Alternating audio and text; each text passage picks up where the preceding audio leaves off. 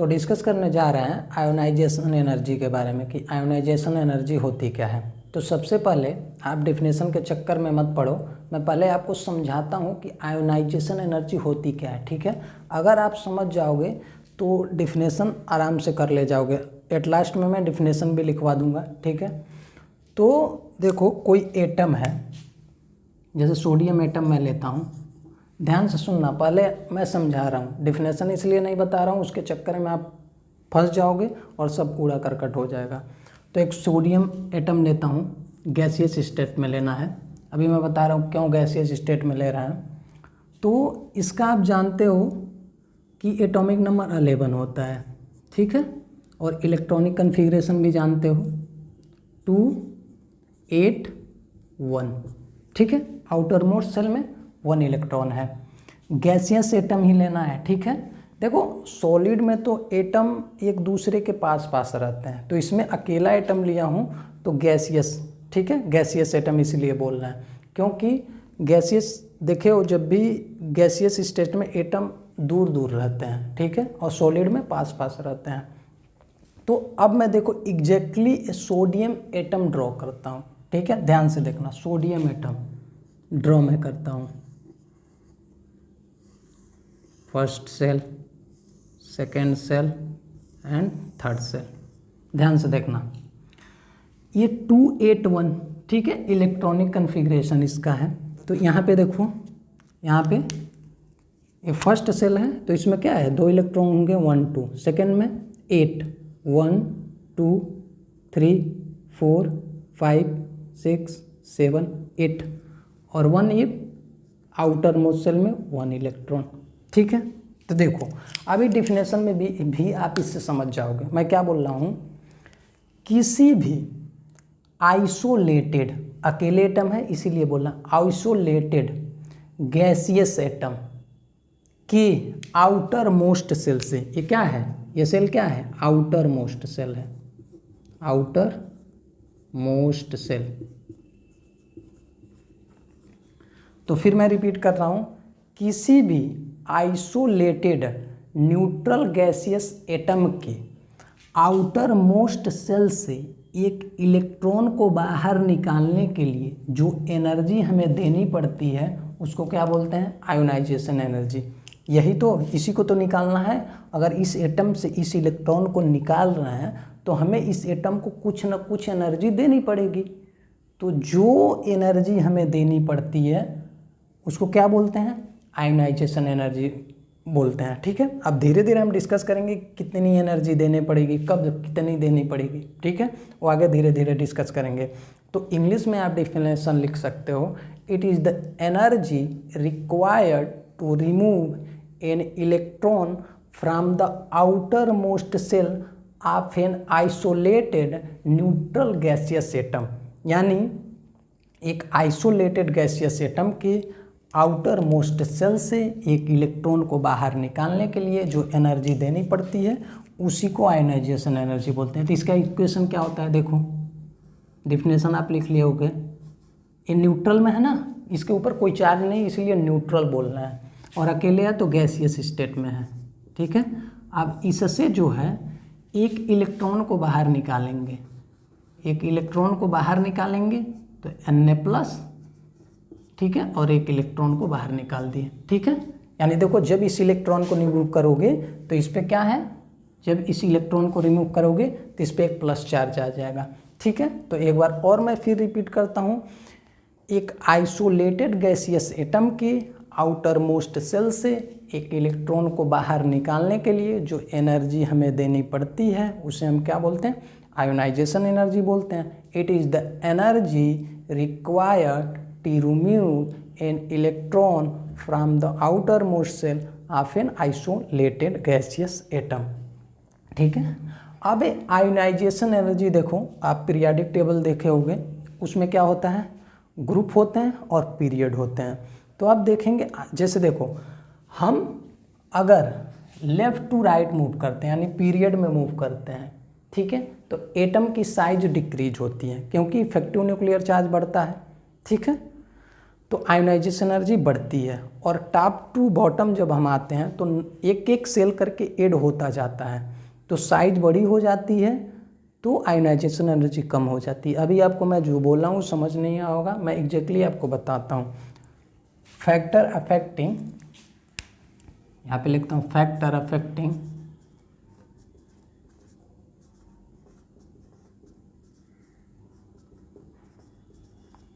Ionisation energy. देखो एक चीज़ छूट गई है, आयोनाइजेशन एनर्जी हमेशा पॉजिटिव होती है। क्या होती है? Always positive. Ionisation energy always positive क्यों होती है? क्योंकि इस केस में हम क्या कर रहे हैं? एनर्जी दे रहे हैं, ठीक है, एनर्जी देनी पड़ रही है, इसीलिए आयोनाइजेशन एनर्जी हमेशा पॉजिटिव होती है। तो पहला फैक्टर है साइज। साइज देखते हैं आयोनाइजेशन एनर्जी पे साइज का क्या फ़र्क पड़ता है। तो देखो 2 एटम मैं ड्रा करता हूँ, ध्यान देना, 2 एटम मैं ड्रा करता हूँ, 2 एटम मैं ड्रा करता हूँ, यहाँ पे second atom,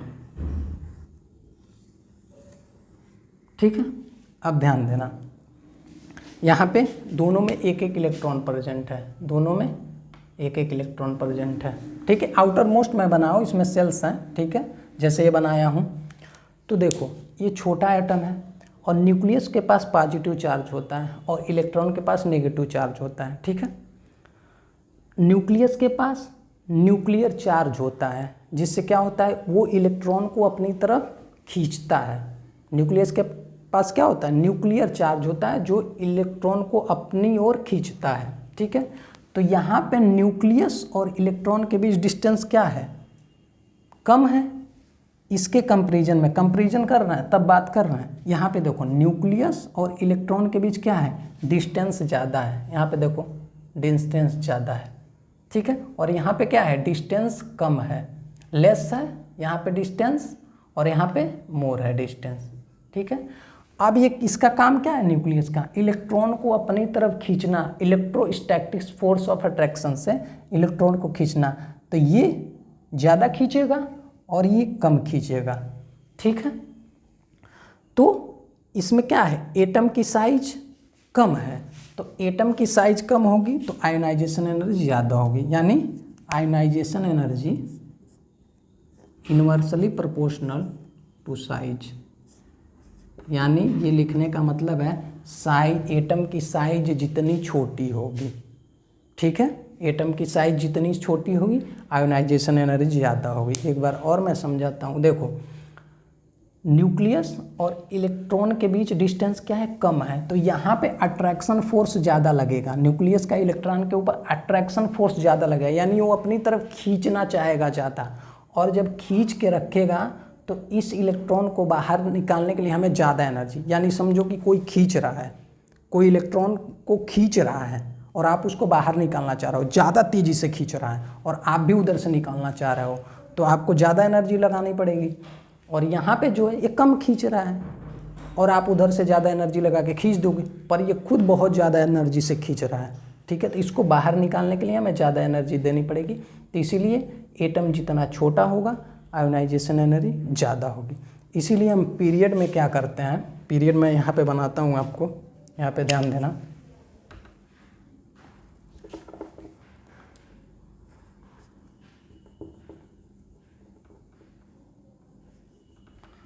lithium, beryllium, boron, lithium, beryllium, boron, carbon, nitrogen, oxygen, fluorine, neon, ठीक है। अभी मैं बता रहा हूँ। देखो क्या होता है कि जब भी हम लेफ़्ट टू राइट मूव करते हैं पीरियड में, ठीक है, तो साइज डिक्रीज होती है, तो साइज डिक्रीज होती है तो आयोनाइजेशन, देखो यहाँ पे साइज डिक्रीज होगी तो आयोनाइजेशन एनर्जी ज़्यादा होगी। अभी यहाँ पे एक एक्सेप्शन होता है हाफ फील्ड और फुल फील्ड का, वो भी मैं बताऊँगा, ठीक है। तो वहाँ पे आप ध्यान देना। अब अगला फैक्टर है इफेक्टिव न्यूक्लियर चार्ज। क्या है? Effective nuclear charge. Effective short में लिख लो इफेक्टिव न्यूक्लियर चार्ज, यहाँ पे ENC में लिखता हूँ इफेक्टिव न्यूक्लियर चार्ज, ठीक है। तो आयोनाइजेशन एनर्जी जो है, indirectly proportional to effective nuclear charge, i.e.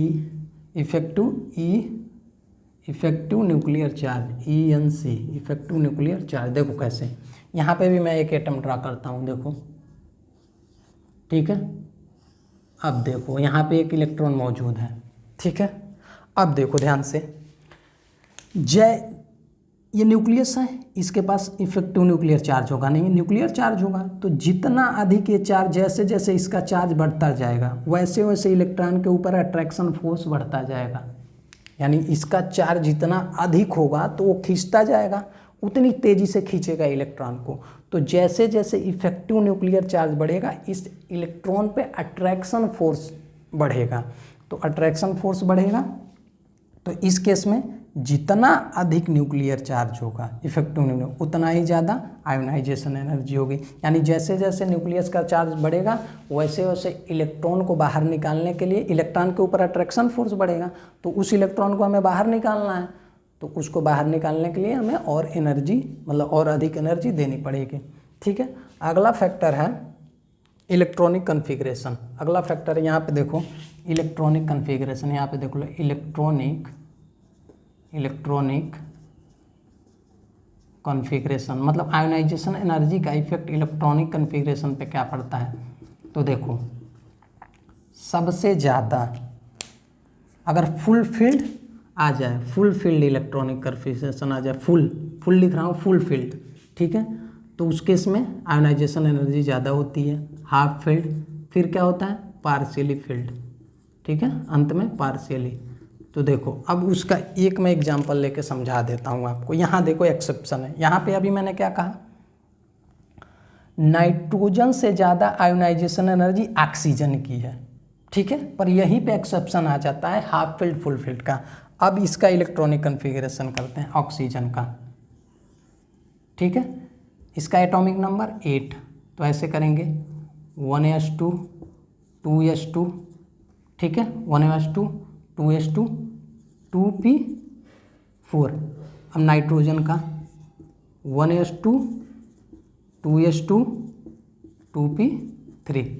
देखो अब देखो यहाँ पे p सबसेल है, कितने आर्बिटल होते हैं, 3 आर्बिटल होते हैं। तो यहाँ पे 3 आर्बिटल मैं ड्रा करता हूँ, 1 2 3, 1 2 3 4, ठीक है। ये देखो अब यहाँ पे देखो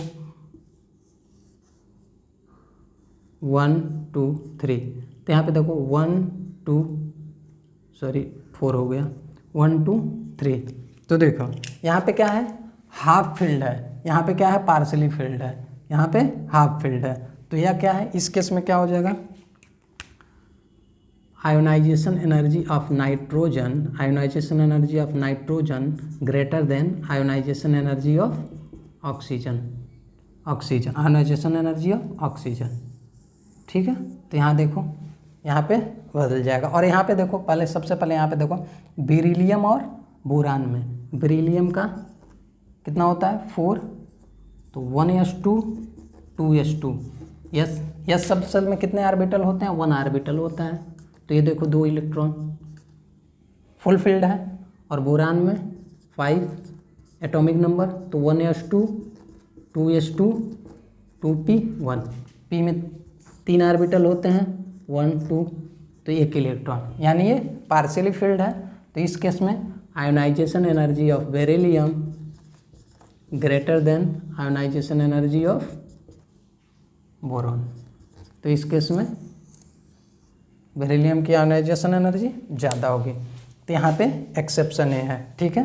तो यहाँ पे आप चेंज कर लेना, ठीक है। यहाँ पे एक ही ऑर्डर खिसकेगा, देखो एक ही ऑर्डर खिसकेगा। यहाँ पे क्या हो जाएगा, बोरान से बेरिलियम का ज़्यादा हो जाएगा। मैं सेट करता हूँ, देखो लिथियम, फिर बोरान आएगा, फिर बेरिलियम, बोरान से ज़्यादा बेरिलियम का हो जाएगा, फिर कार्बन आपका, कार्बन, फिर ऑक्सीजन, अब ऑक्सीजन से ज़्यादा नाइट्रोजन हो जाएगा, फिर फ्लोरीन और फिर नियॉन। और जो देखो इनर्ट गैसेज हैं उनका तो फुल फील्ड इलेक्ट्रॉनिक कन्फिग्रेशन होता है, तो उनसे तो इलेक्ट्रॉन निकाल ही नहीं सकते क्योंकि फुल फील्ड इलेक्ट्रॉनिक कन्फिग्रेशन है। ठीक है, जैसे नियान का देखोगे, नियॉन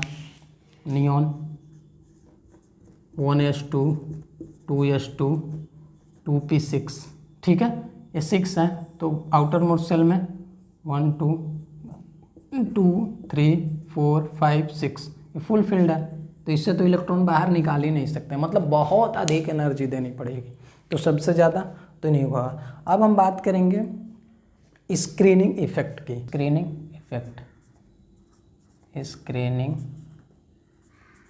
इफेक्ट मैं मिटा नहीं रहा हूँ एक भी, स्क्रीनिंग इफेक्ट। तो देखो, ionisation energy inversely proportional to screening effect. अब मैं इसको समझा रहा हूँ आपको, इफेक्ट देखना स्क्रीनिंग में। मैं यहाँ पे एक एटम ड्रॉ करता हूँ, ध्यान देना, ये इनर सेल है और ये आउटर सेल है, ठीक है, और इनर सेल में कुछ इलेक्ट्रॉन प्रेजेंट है, यहाँ पे इलेक्ट्रॉन प्रेजेंट है, ठीक है। अब ध्यान देना आप, इलेक्ट्रॉन पे कौन सा चार्ज होता है? नेगेटिव चार्ज होता है, नेगेटिव चार्ज। तो इलेक्ट्रॉन एक दूसरे को क्या करेंगे? इलेक्ट्रॉन सेम चार्ज हैं तो एक दूसरे को रिपेल करेंगे, ठीक है। और न्यूक्लियस का काम क्या है? इलेक्ट्रॉन के ऊपर अपना अट्रैक्शन फोर्स लगाना। तो ये इस इलेक्ट्रॉन को भी अट्रैक्ट करेंगे और इस इलेक्ट्रॉन को भी अट्रैक्ट करेंगे, पर ये इलेक्ट्रॉन क्या कर रहे हैं? इस इलेक्ट्रॉन को रिपेल कर रहे हैं, ठीक है। अब ये इनर इलेक्ट्रॉन जो हैं, ये नहीं चाहते हैं कि न्यूक्लियस जो है अपना पूरा अट्रैक्शन फोर्स इस इलेक्ट्रॉन पे लगाए, ठीक है। ये इनर इलेक्ट्रॉन ये बिल्कुल नहीं चाहते हैं कि न्यूक्लियस जो है अपना पूरा अट्रैक्शन फोर्स यानी पूरा न्यूक्लियर चार्ज इस इलेक्ट्रॉन पे लगाए, ठीक है, यानी इससे होके गुजरना पड़ेगा, ठीक है। तो अब होता क्या है, ठीक है, इस केस में यानी बोल सकते हैं ये इनर इलेक्ट्रॉन जो है आउटर इलेक्ट्रॉन को न्यूक्लियस के चार्ज से सील्ड करते हैं, प्रोटेक्ट करते हैं, यानी ये इनर इलेक्ट्रॉन बिल्कुल नहीं चाहते हैं कि न्यूक्लियस जो है अपना पूरा अट्रैक्शन फोर्स इस इलेक्ट्रॉन पे लगाए। तो अब होगा क्या? तो अब इस केस में अगर इन इनर इलेक्ट्रॉन की स्क्रीनिंग अच्छी होगी तो ये न्यूक्लियस जो है अपना पूरा अट्रैक्शन फोर्स इस इलेक्ट्रॉन पे नहीं लगा पाएगा, तो इस इलेक्ट्रॉन को बाहर निकालने के लिए कम एनर्जी देनी पड़ेगी, यानी आसानी से रिमूव हो जाएगा, ठीक है। अगर इस इनर इलेक्ट्रॉन की screening effect poor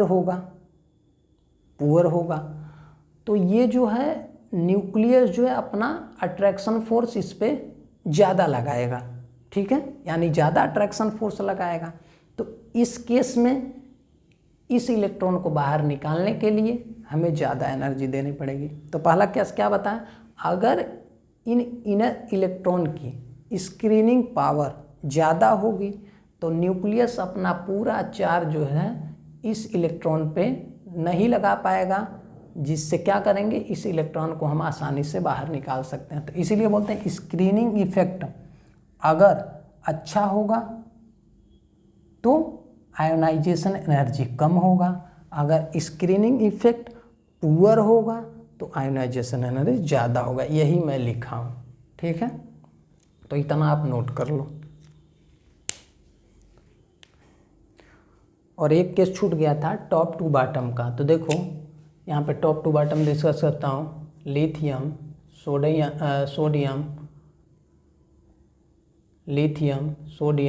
potassium, rubidium, caesium, francium, ये टॉप टू बॉटम मूव कर रहे हैं तो एक एक सेल ऐड होता जा रहा है, तो एक एक सेल यानी साइज बढ़ती जा रही है। तो यहाँ पे डिस्कस किया हूँ, देखो अगर साइज बढ़ेगी तो आयोनाइजेशन एनर्जी कम होगी। तो सबसे छोटी साइज इसकी है, उसके बाद इसकी है, उसके बाद इसकी है, उसके बाद इसकी है, उसके बाद इसकी, तो सबसे छोटी साइज ये है तो इसकी सबसे ज़्यादा होगी, उसके बाद इसकी होगी, फिर इसकी, फिर इसकी, फिर इसकी, फिर इसकी। ठीक है, ये हो गया। दुनिया इतनी लालची है कि 6 लोग मर गए ज़मीन के लिए। ये बिल्कुल दुर्भाग्यपूर्ण है इस समाज का कि हम उस चीज़ के लिए मर रहे हैं जो हमारा है ही नहीं है। यानी ये जो ज़मीन है सब, जब पृथ्वी का सृजन हुआ होगा तो ये किसी का हुआ नहीं होगा, किसी का रहा नहीं होगा और किसी का रहेगा भी नहीं कभी। तो हम केवल वो चीज़ हमें उपयोग करने के लिए मिली है, कोई भी ज़मीन कुछ भी, तो अगर इसके लिए हम मर जा रहे हैं और वो भी 6 लोग, तो बहुत दुर्भाग्यपूर्ण है। मतलब इतनी लालची दुनिया जो अब उसके लिए मर रहे हैं जो हमारा था ही नहीं। मतलब ज़मीन जब पृथ्वी का सृजन हुआ तो सब तो ज़मीन मिली, बस ये उपयोग करने के लिए मिली है। और नाम भी बदल रहे हैं धीरे धीरे। कोई बेच देगा तो नाम दूसरे का हो जाएगा, फिर उसका हो जाएगा, फिर इसका हो जाएगा। अगर सोच लो, अगर ऐसे सोचो तो अगर एक जैसे एक गांव है, वहाँ पे जैसे एक गांव है और बोला जाए सब आदमी को शिफ्ट कर दो और उसको उस गांव को पूरे उलाट दो, मतलब ऐसा पॉसिबल हो पाए तो उसको उलाट दो और फिर वहीं पे भेजो। जैसे अब किसी को मालूम नहीं चल पाए कि किसका खेत कहाँ था, किसका खेत कहाँ था, तो कहाँ किसी का रह जाएगा। मतलब कहाँ पता लगा पाओगे कि ये मेरा था। तो वही चीज़ है, बहुत ये सब दुर्भाग्यपूर्ण चीज़ होते हैं। मैं तो ये सोच के ठीक रहता, मेरे अंदर ये सब लालच नहीं है, तो मुझे काफ़ी अपने आप को, मतलब मैं मानता हूँ कि ये सब तो लालच अभी तक नहीं है तो आएगा भी नहीं आगे।